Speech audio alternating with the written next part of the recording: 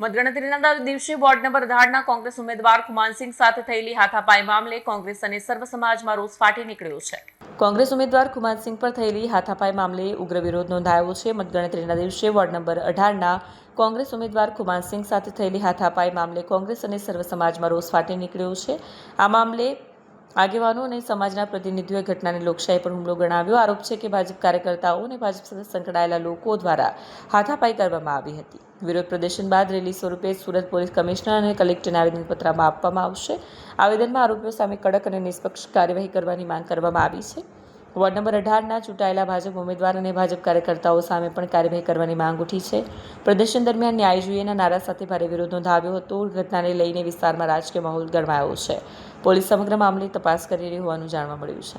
विपुल उद्दावाला सूरत कांग्रेस अध्यक्ष क्या रजूआत लेकर आए?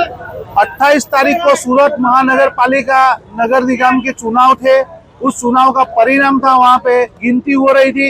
उस दरमियान हमारे प्रत्याशी श्री कुमान सिंह को ऊपर शारीरिक हमला किया गया। भाजपा के गुंडे और वहाँ के प्रत्याशियों ने उनके ऊपर हमला किया। पूरा प्रशासन, पुलिस प्रशासन, चुनाव आयोग के अधिकारी सब वहाँ पे हाजिर थे। उनके सामने हमला किया गया और जिस तरह उन लोगों ने अपने हाथ में पूरे चुनाव पंच को अपने हाथ में रखा है, पूरे प्रशासन को हाथ में रखा है और किसी भी चुनाव लड़ने वाले के ऊपर हमला कर सकते हैं, वो उसने उसे चेतावनी दी।